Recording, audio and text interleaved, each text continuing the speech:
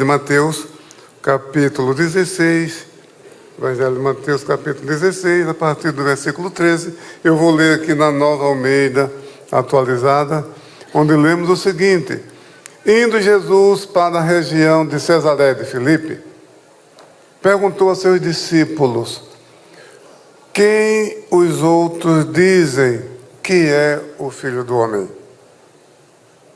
E eles responderam: uns dizem que é João Batista, outros dizem que é Elias, e outros dizem que é Jeremias ou um dos profetas. Ao que Jesus lhes perguntou: e vocês? Quem dizem que eu sou? Respondendo Simão Pedro, disse: o Senhor é o Cristo, Filho do Deus vivo.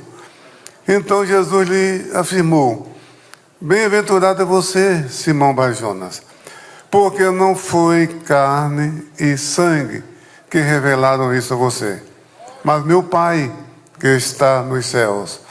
E sobre esta pedra edificarei a minha igreja, e as portas do inferno não prevalecerão contra ela. E eu lhe darei as chaves do reino dos céus. O que você ligar na terra terá sido ligado nos céus, e o que você desligar na terra terá sido desligado nos céus. Então Jesus ordenou aos seus discípulos que não dissessem a ninguém que ele era o Cristo. Amém. Que, meus irmãos, é um texto que diz respeito à identidade de Jesus. Nós ouvimos aqui o cântico, o hino, que fala que ele é Jesus. Jesus é o nome mais controvertido da história humana, porque ele tem uma característica que somente ele, no céu e na terra, possui. Ele é 100% Deus e 100% homem, 100% humano. Somente ele é assim. Agora, a verdadeira identidade de Jesus só pode ser reconhecida por meio de revelação. Foi o que o menino cantou aqui. O mistério. Por que você está aqui? Às vezes você não sabe. Por que você adentrou esta casa? Por que você está sintonizado conosco?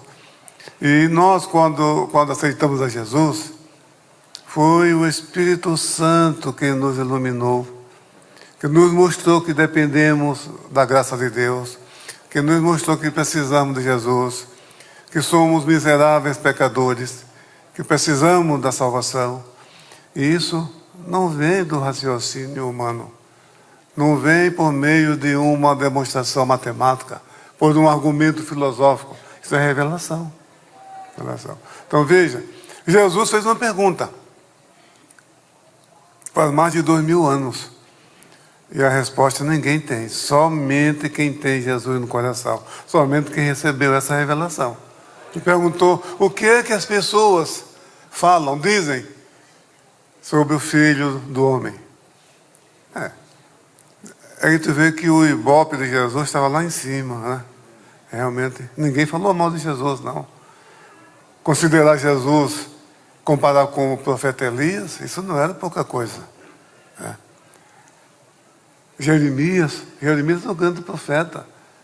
Não sei se existia honra maior do que essa, de alguém naquela geração ser comparado com o profeta Jeremias.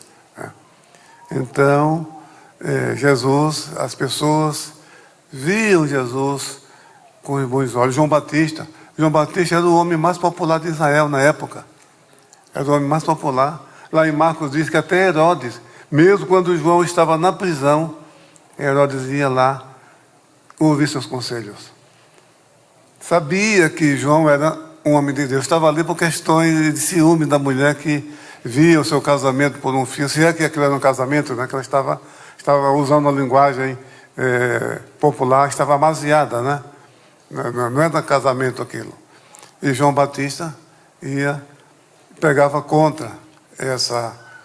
Porque a família de Herodes era uma família incestuosa, endogâmica. Eles casavam entre os próprios familiares, irmãos, coisa horrível. A família, isso se chama endoganismo, é uma família endogâmica. E João Batista protestava contra isso e tinha o apoio popular. E Herodes não executou logo de imediato, porque também via que ele era um homem justo, era um homem de Deus, era um homem que tinha uma popularidade muito elevada. E achavam que Jesus era João Batista ressuscitado dos mortos. Né? Então, tá bom. Jesus disse, olha, esta é a opinião das pessoas. O povo me vê dessa maneira. Se bem que Jesus não era simplesmente o profeta, era muito mais que o profeta. Era o Deus em forma humana. Era o Messias, anunciado pelos profetas, desde a queda de Adão, desde o livro de Gênesis, ao longo das Escrituras. Ele era anunciado, o centro das Escrituras. Tudo em Israel apontava para o Messias. A linguagem, as instituições, as festividades, os símbolos, o tabernáculo, o ritual do tabernáculo, tudo isso convergia para Jesus. E ele mesmo disse isso. O próprio Jesus dizia isso. Jesus falou, quando celebrou a ceia, que Isaías 53 se referia a ele, ao Messias. E ele disse em Lucas 24, 44, que toda a Escritura converge para ele. Jesus, o Messias prometido. O povo de Israel aguardava com ansiedade. Qualquer pessoa que aparecia pregando, será que esse não é o Messias? Quando João Batista iniciou seu ministério, já foram lá, escuta, você é o Cristo, você é o Messias? Era esse o clima de Israel naquela época, a expectativa. Agora que me chama a atenção, que quando Jesus nasceu, veio uma comitiva do Oriente, os magos, claro, eu digo uma comitiva porque eles não andavam sozinhos. E o texto sagrado diz que a cidade de Jerusalém ficou alvoroçada. E Herodes, preocupado. Mas 30 anos depois, parece que aquela geração se esqueceu que há 30 anos passados, uma estrela guiou os magos que vieram do Oriente, que Herodes decretou uma lei para exterminar as crianças de Belém, temendo o Messias. Ele achava que o Messias ia tomar o seu trono. É um pensamento mesquinho. Né? E um assunto foi algo que aconteceu que chamou a atenção das pessoas, daquela geração. Mas quando Jesus apareceu, parece que ninguém se lembrava mais disso. Será que alguém... Escuta, você lembra há 30 anos o que aconteceu? A história dos pastores de Belém? Mas, meus irmãos, o ser humano não é assim, dominado pelo pecado. A Bíblia diz que o Deus desse século cegou o entendimento dos incrédulos, para que não lhe resplandeça a luz do Evangelho. Então, aquela população realmente elogiava Jesus, via Jesus de um ponto positivo. Mas Jesus, está bom, eles não me conhecem, só ouvem falar. Algumas pessoas dão testemunho das curas, pessoas que receberam as bênçãos do Senhor Jesus, pessoas que foram libertas, cegos que passaram a ver, paralíticos que começaram a andar, surdos ouvindo, mudos falando, os milagres, multiplicação dos pães. Jesus, meus irmãos, manifestou seu poder sobre a natureza, sobre o pecado, sobre a morte e o inferno, sobre Satanás. Jesus, meus irmãos, Jesus é Jesus. Tá? Então, não há nada, você nunca vai encontrar nos evangelhos Jesus falou, olha, isso é muito difícil, eu vou orar, eu vou me consagrar, vou buscar ao Pai, Uma vez uma comitiva foi procurar o profeta Jeremias, porque estava com medo que Nabucodonosor retornasse, porque eles mataram Gedalias, o governador nomeado pela Babilônia, depois que a cidade foi destruída e o povo foi levado para o cativeiro. Mas Nabucodonosor não tinha interesse em voltar lá. Mas como mataram o governador Gedalias, então ele estava pensando em fugir para o Egito. Aí lá eles vão consultar o profeta Jeremias. Jeremias ouviu. Aí sabe que Jeremias disse: olha, voltem para casa, eu vou orar, eu vou buscar a direção de Deus, você volta aqui, eu dou a resposta. Mas com Jesus não era assim. Jesus, você nunca vai encontrar Jesus e falar: olha, talvez, eu acho, sabe, eu penso, é minha opinião. Não, em verdade te digo. Em verdade vos digo. Passarão os céus e a terra, mas minhas palavras não hão de passar. Aleluia. É o Deus em forma humana. Não há no seu vocabulário impossível. Para o enterro é muita ousadia.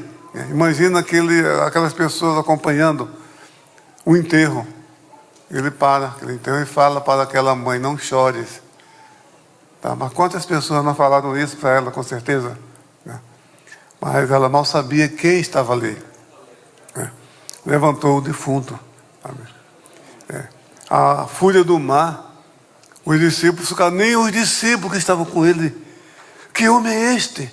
Porque no Salmo 65, versículo 7, diz que Deus aplaca a fúria do mar.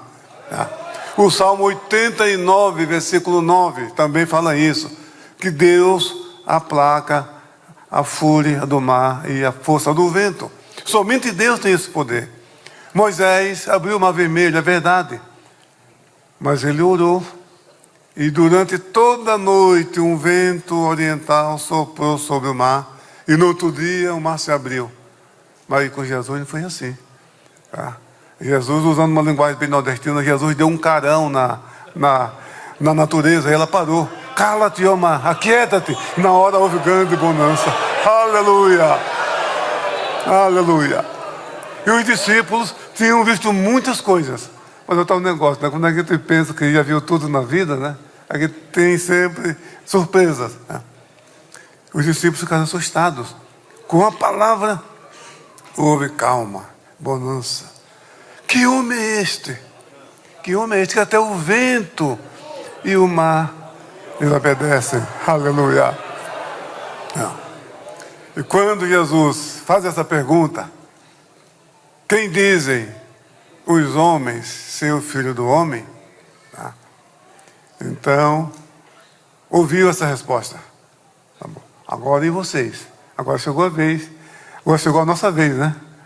Chegou a vez dos discípulos. E vocês? Vocês que estão comigo, vocês que me acompanham, que têm visto os meus ensinos, as minhas obras, o que vocês acham? E Pedro não deu chance para os colegas, né? Como sempre: tu és o Cristo, Filho do Deus vivo. Uma resposta acertada. Mas essa resposta, meus irmãos, tem muita coisa a nos ensinar. Porque Jesus disse assim: olha, Pedro, bem-aventurado, bem-aventurado é você, Simão Barjonas. Porque o nome de Pedro era Simão. Jesus que mudou do nome dele para Cefas. E lá em João capítulo 1, versículo 42, diz que Cefas significa Pedro. Então Jesus foi, quando nomeou, comissionou Pedro para o seu colegiado, para a sua comissão, mudou o nome de Simão para Cefas, que é Pedro. E Bar-Jonas é um termo aramaico que significa filho de Jonas. A palavra Ben, em hebraico, é filho. Em árabe, Ibni, é filho. E aramaico, Bar. Então, Bar-Jonas quer dizer filho de Jonas. Tá bom? Mas só que ele lembrou o seguinte: mas isso não veio da carne e do sangue, isso não veio do raciocínio. Veja bem, O cristianismo, ele é racional. Tá? Quando Jesus disse, amarás o Senhor teu Deus, de todo o teu coração, de toda a tua alma, de todo o teu entendimento e de todas as tuas forças. Esse entendimento não está lá em Deuteronômio, quando Moisés escreveu, Deuteronômio 6, 4 ou 8. Tá? Isso mostra que existe uma certa lógica. E isso foi no segundo século, Justino Marte, um dos apologistas da igreja, e ele procurou dissuadir as autoridades romanas, mostrando que o cristianismo não era simplesmente uma coisa sem lógica, uma coisa sem uma explicação, que não pudesse explicar de maneira coerente, de maneira lógica, racional. Se bem que ninguém deu muita importância às suas obras, aos seus escritos, mas ele já mostrava isso, que o cristianismo pode ser explicado de maneira racional. Agostinho de Hipona, já 200 anos depois, ele disse que aquela passagem de Isaías, capítulo 7, versículo 9, a parte final, que na Septuaginta disse, você precisa entender para crer. Se você não crer, você não vai entender. Então, Agostinho é o primeiro pensador cristão. E ele diz que realmente o cristianismo tem uma certa lógica. Não é uma superstição. Porque para os romanos, os cristãos não passavam de um bando de supersticiosos. E Agostinho foi o primeiro a mostrar que o cristianismo é lógico. Agora, é claro, tem coisas que nós não entendemos, mas aí é outra coisa. Aí são mistérios. Mistérios.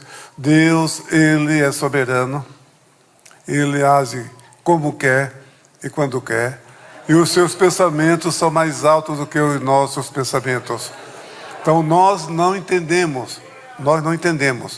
Porque Deus é infinito. Se Deus pudesse ser entendido e esquadrinhado, deixaria de ser Deus. Que Deus é esse que o ser humano limitado, pecador, pode entender nos seus detalhes? Não, só o Espírito Santo. Está escrito lá que o Espírito penetra as profundezas de Deus. Tá? Então, porque o Espírito Santo é Deus. Muito bem. Então, Pedro, Jesus disse, olha, isso foi o Pai que tu revelou.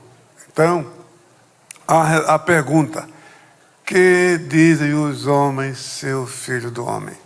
Ao longo da história, muitos tentaram explicar sem a ajuda do Espírito Santo.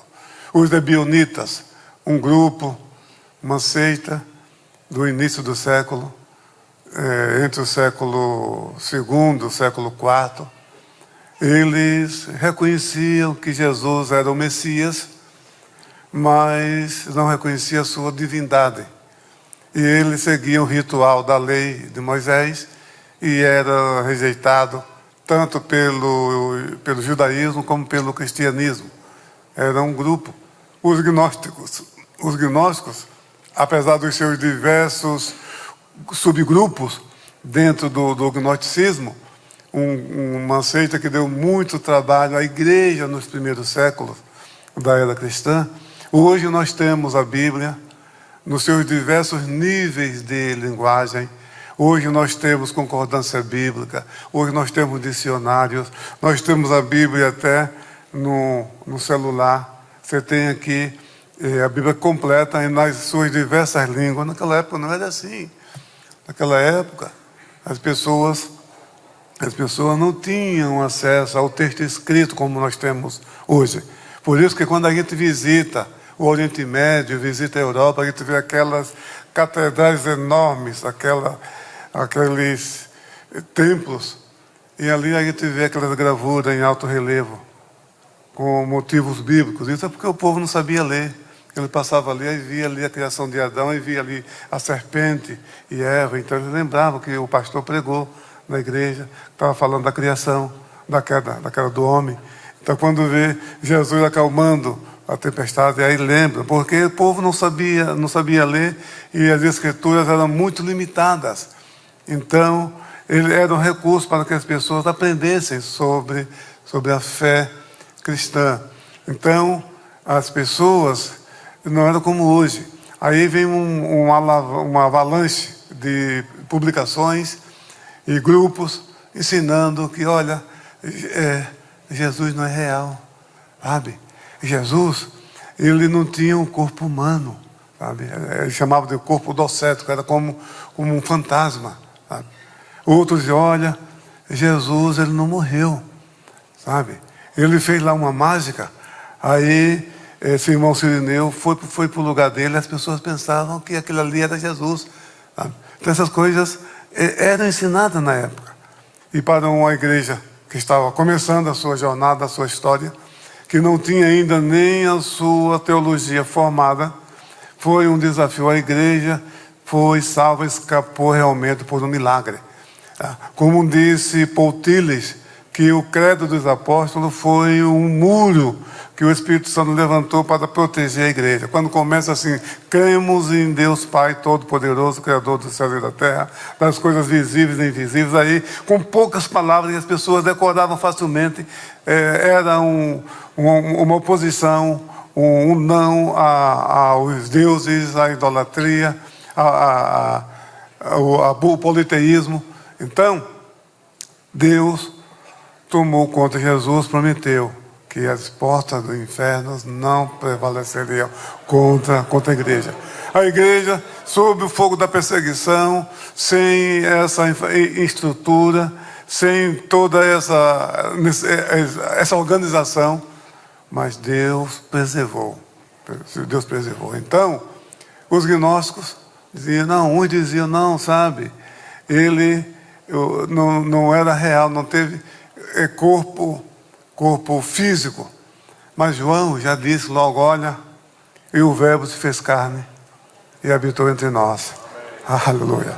Na sua epístola, veja que os escritos joaninos é da última década do primeiro século, a época que esse movimento começou a surgir, e ainda mais na cidade de Éfeso. E João viveu seus últimos dias na cidade de Éfeso. Está lá até hoje a casa em que a tradição diz que ele viveu e onde ele escreveu o Evangelho e o livro de Apocalipse, em Éfeso.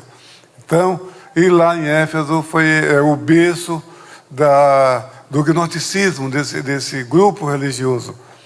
E ali João escreveu, olha, todo aquele que diz que Jesus não veio em carne é do anticristo. Olha aí. E já estava dando uma resposta para esses grupos. Depois veio o monarquianismo, interpretando Jesus. Você não tem o Espírito Santo? Não. Paulo disse, olha, ninguém pode dizer que Jesus é o Senhor, senão pelo Espírito Santo.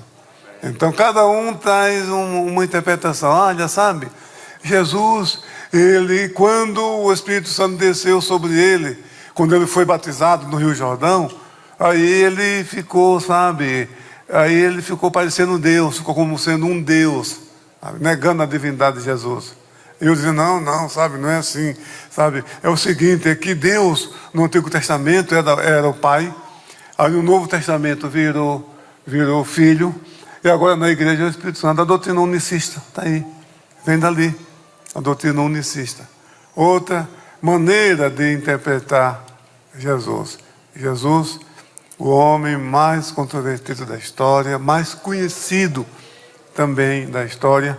A sua história é contada em teatros, em filmes, história, literatura, música, sabe? Olha, nós mostramos ontem aqui a Bíblia, no seu todo e em parte, em mais de 3.600 línguas. Então Jesus é conhecido de 6 bilhões de pessoas. Agora é verdade, nós temos desafios. Nós temos a minha filha, ela fez um estágio de francês há uns 10 anos passados. Na época ela já via que a juventude ali não sabe quem é Jesus e tem dificuldade em entender, interpretar os quadros, as pinturas do Louvre. Chega ali, tem aquela pintura dos magos em Belém, do nascimento de Jesus. Não sabe o que é aquilo. É muito triste, muito triste. Então, e nós estamos caminhando para isso, mas nós temos uma geração boa, geração nova, que Deus está levantando para combater esse ceticismo. Um autor francês escreveu um livro intitulado A Teologia. A Teologia. E a filha do nosso missionário, Marcelo, que está lá em Dos Hermanas, na Espanha, o pastor Eliseu, o pastor Ailton já esteve lá, estivemos lá juntos com a irmã Judite, naquela mesma cidade. Então, ali é um templo. O que acontece? Uma igreja doou aquela propriedade, sabe por quê? Fechou as portas. Fechou as portas. E a diretoria sondou um ano o nosso trabalho, acompanhando, vendo o pastor Juan Carlos está aí, o pastor Marcelo. O pastor Juan Carlos foi lá. A igreja fechou e doou o templo para nós. Entregou a chave, o templo, com os bancos, com púlpitos, com aparelhos de som, tudo está ali. Então, esteve na Holanda agora, muito triste. Templos que ali foi palco de grandes avivamentos no período da reforma. Então, ali, templos bonitos, amplos. E um deles, a gente foi lá depois do culto, tem lá um café, a gente foi tomar um chá. E o nosso missionário, o pastor Sidney, mostrou ali, disse, olha, está vendo isso aqui? A dona não quer lugar para os crentes. Isso aqui foi um templo. Ali cabe pelo menos umas 500 pessoas. E aí a gente procura um templo e não consegue. E a cidade está cheia de grandes templos, que hoje são mesquitas, são escolas de dança, são restaurantes, bares, uma coisa muito, muito triste. Então, os desafios, eles continuam, mas a obra continua crescendo. Tá? Então, Jesus é o Deus em forma humana. E a pessoa, para reconhecer a sua identidade, a sua verdadeira identidade, depende do Espírito Santo. Então, você que adentrou a esta casa, a este santuário, ou que está nos ouvindo, se você está sentindo aquele desejo de ser um crente de Jesus, você está perguntando, olha, como que eu faço para ser um crente, fazer parte desse povo tão bonito, com um coral tão bonito, orquestra, com cantores, com tantos talentos, uma coisa bela, sabe? Além da cultura, dessa beleza cultural e espiritual. E você pensa, mas como que eu faço? Não é difícil não. Se você está sentindo esse desejo, é o Espírito Santo que está trabalhando na tua vida. É Deus que está te dando oportunidade para você vir a Jesus, ser um crente e fazer parte da nossa família, da família de Deus. Você chega aqui, você é conhecido como seu Pedro, seu João, Dona Maria, Dona Josefa, mas quando você vem aqui, receba Jesus, receba a oração da igreja, aí os irmãos se aproximam e falam, Pai do Senhor, irmão João. Não é mais seu João, é irmão João. Não é mais seu Pedro, é irmão Pedro. Não é mais Dona Maria, mas irmã Maria, porque somos uma família, a família de Deus. Então, o Espírito Santo é quem trabalha. É Ele que nos revela a verdadeira identidade de Jesus. Quando Pedro disse, tu és o Cristo, Filho do Deus vivo, então Pedro, está bom, mas só que isso não veio do intelecto, não foi da carne, nem do sangue, mas foi o Pai que revelou. Tá? Foi o Pai que revelou. E diz mais ainda, olha, e eu te digo mais, tu és Pedro, você é Pedro, e sobre esta pedra eu vou entender, eu edificarei a minha igreja, e as portas do inferno não prevalecerão contra ela. Então, a pedra, quando Jesus disse, tu és Pedro. Pedro, na língua grega, conforme está no Novo Testamento, é Petros. Tu és Petros. E sobre esta pedra, que é aquela pedra grande, que não se remove muito fácil. Tá? E essa pedra é o próprio Jesus, é a resposta de Pedro: tu és o Cristo, o Filho do Deus vivo. Então, essa resposta que Jesus chamou de Petra, e ele mesmo disse em outra ocasião, a pedra que os homens rejeitaram, essa é a pedra de esquina. O apóstolo Pedro falou isso depois na sua epístola. Então, sobre Jesus, a igreja foi fundada em Jesus. O fundamento da igreja é Jesus, não é o apóstolo Pedro. Pedro era um apóstolo como os outros. Quando Jesus disse: olha, tudo que você ligar na terra será ligado no céu. Então Jesus falou palavras semelhantes para todos os apóstolos em João, no capítulo 20, versículo 22, quando Jesus ressuscitou, se apresentou diante dos discípulos, falou: olha, soprou sobre ele e disse: recebam o Espírito Santo. Aquilo que vocês perdoarem serão perdoados. Está aqui. E isso aí está envolvendo todos os apóstolos. Então, essa passagem não dá sustentação para o primado de Pedro. Não. Mas nós temos aqui a mensagem que a igreja, Jesus prometeu que as portas do inferno, ou seja, que a morte, o do Hades, ali está escrito Hades. Hades significa também morte, mundo invisível dos mortos.